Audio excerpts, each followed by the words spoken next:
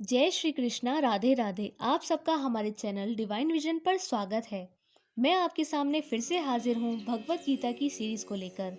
आज हम भगवत गीता के अध्याय को आगे कंटिन्यू करेंगे, जिसमें हम चैप्टर 3 यानी अध्याय 3 सुनने जा रहे हैं। ये अध्याय बहुत ही महत्वपूर्ण है और इस अद्भुत ग्रंथ के छिपे हुए ज्ञान को समझने के लिए हम सभी साथ हैं।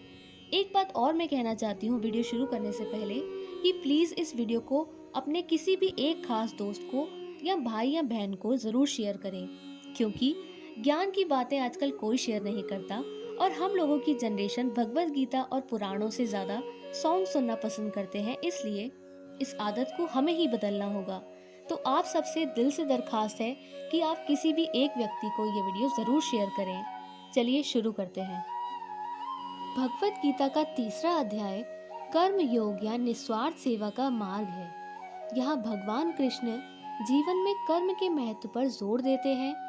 उन्होंने खुलासा किया है कि प्रत्येक मनुष्य के लिए इस भौतिक संसार में किसी न किसी प्रकार की गतिविधि में संलग्न होना महत्वपूर्ण है। इसके अलावा वह उन प्रकार के कार्यों का वर्णन करता है जो बंधन की ओर ले जाते हैं, और उन प्रकार के कार्यों का वर्णन भी करता है जो मुक्ति की ओर ले जाते हैं। जो व्यक्ति ईश्वर की प्रसन्नता के लिए उनके फल की आसक्ति के बिना ब्रह्म रूप से अपने अपने कर्तव्यों का पालन करते रहते हैं, उन्हें अंत में मुक्ति मिल जाती है।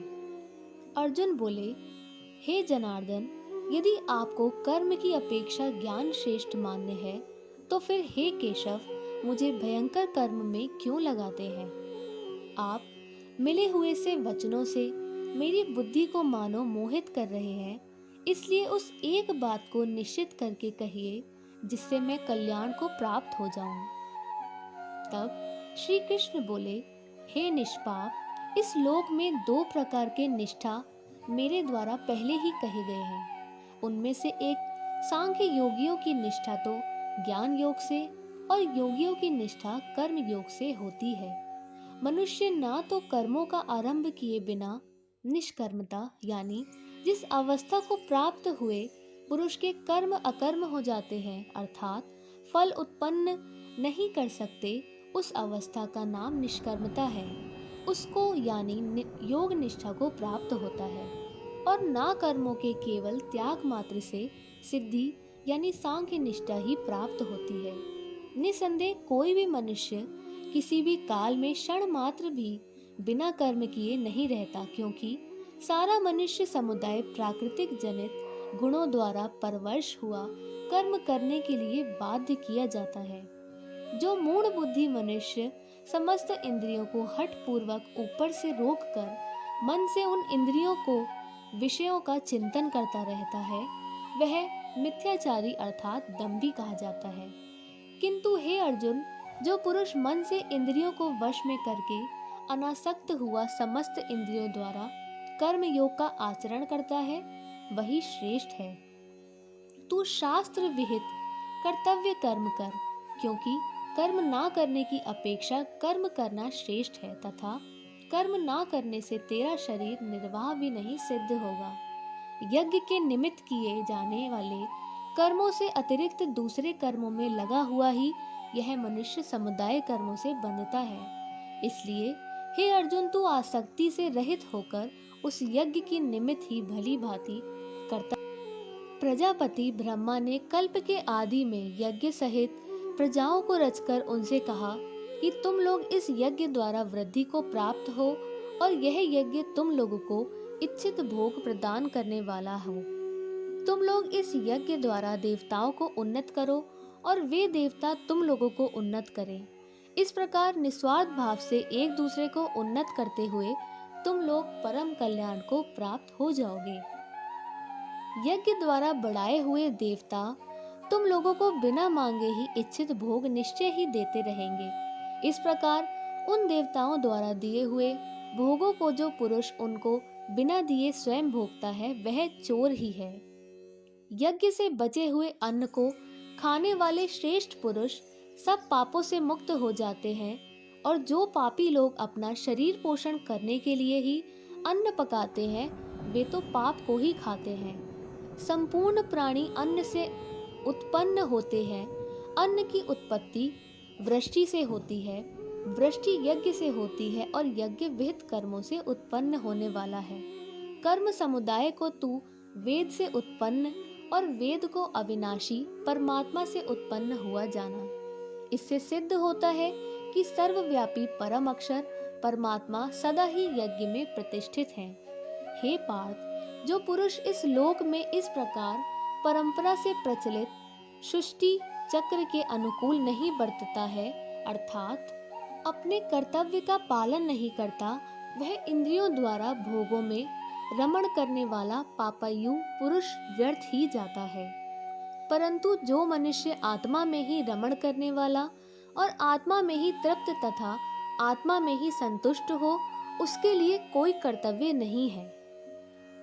उस महापुरुष का इस विश्व में ना तो कर्म करने से कोई प्रयोजन रहता है और ना कर्मों के ना करने से ही कोई प्रयोजन रहता है, तथा संपूर्ण प्राणियों में भी इसका किंचित मात्र भी स्वार्थ का संबंध नहीं रहता। इसलिए तू निरंतर आसक्ति से रहित होकर सदा कर्तव्य कर्म की भली भांति करता रहे, क्योंकि आसक्ति से रहित होकर कर्म करता हुआ मनुष्य परमात्मा को प्राप्त होता है। जनकादि ज्ञानी जन भी आसक्ति रहित कर्म द्वारा ही परम सिद्धि को प्राप्त हुए थे। इसलिए तथा लोक संग्रह को देखते हुए भी तू कर्म करने के ही योग्य है, अर्थात तुझे कर्म करना ही उचित है। श्रेष्ठ पुरुष जो जो आचरण करता है, अन्य पुरुष भी वैसा वैसा ही आचरण करते हैं। वह जो कुछ प्रमाण कर देता है, समस्त मनुष्य समुदाय उसी के अनुसार बरतने लग जाता है। हे अर्जुन, मुझे इन तीनों लोकों में ना तो कुछ कर्तव्य है और ना कोई भी प्राप्त करने योग्य वस्तु अप्राप्त है, तो भी मैं कर्म में ही बरतता हूँ। क्योंकि हे पार्थ, यदि कदाचित मैं सावधान होकर कर्मों में ना बरतूं तो बड़ी हानि हो जाए, क्योंकि मनुष्य सब प्रकार से मेरे ही मार्ग का अनुसरण करते हैं। इसलिए यदि मैं कर्म ना करूं तो ये सब मनुष्य नष्ट भ्रष्ट हो जाएं और मैं संकर्ता का करने वाला हूँ तथा इस समस्त प्रजा को नष्ट करने वाला बनूं। हे भारत, कर्म में आसक्त हुए अज्ञानी जन जिस प्रकार कर्म करते हैं, आसक्ति रहित विद्वान भी लोक संग्रह करना चाहता हुआ उसी प्रकार कर्म करें। परमात्मा के स्वरूप में अटल स्थित हुए ज्ञानी पुरुष को जानिए कि वह शास्त्र विहित कर्मों में आसक्ति वाले अज्ञानियों की बुद्धि में भ्रम अर्थात कर्मों में अश्रद्धा उत्पन्न ना करे, किंतु स्वयं शस्त्र वहित समस्त कर्म भली भांति करता हुआ उनसे भी वैसे ही करवाए। वास्तव में संपूर्ण कर्म सब प्रकार से प्रकृति के गुणों द्वारा किए जाते हैं, तो भी जिसका अनंतकरण अहंकार से मोहित हो रहा है, ऐसा अज्ञानी मैं करता हूँ ऐसा मानता है। परंतु हे महाभावों, गुण विभाग और कर्म विभाग के तत्व को जानने वाले ज्ञान योगी संपूर्ण गुण ही गुणों में बरतते रहे हैं, ऐसा समझकर उनमें आसक्त नहीं होता। प्रकृति के गुणों से अत्यंत मोहित हुए मनुष्य गुणों में और कर्मों में आसक्त रहते हैं। उन पूर्णतया ना समझने वाले मंद बुद्धि अज्ञानियों को पूर्णतया जानने वाला ज्ञानी विचलित ना करे। मुझ अंतर योगी परमात्मा में लगे हुए चित्त द्वारा संपूर्ण कर्मों को मुझ में अर्पण करके आशा रहित, ममता रहित और संतापरहित होकर युद्ध कर। जो कोई मनुष्य दोष दृष्टि से रहित और श्रद्धा युक्त होकर मेरे इस मत का सदा अनुसरण करते हैं, वे भी संपूर्ण कर्मों से छूट जाते हैं। परंतु जो मनुष्य मुझ में दोष रोपण करते हुए मेरे इस मत के अनुसार नहीं चलते हैं, उन मूर्खों को तू संपूर्ण ज्ञानों में मोहित और नष्ट हुए ही समझ। सभी प्राणी प्रकृति को प्राप्त होते हैं, अर्थात अपने स्वभाव के परवश हुए कर्म करते हैं। ज्ञानवान भी अपनी प्रकृति के अनुसार चेष्टा करता है, फिर इनमें किसी का हट क्या करेगा। इंद्रिय के अर्थ में अर्थात प्रत्येक इंद्रिय के विषय में राग और द्वेष छिपे हुए स्थित हैं। मनुष्य को उन दोनों के वश में नहीं होना चाहिए, क्योंकि वे दोनों ही इस कल्याण मार्ग में विघ्न करने वाले महान शत्रु हैं।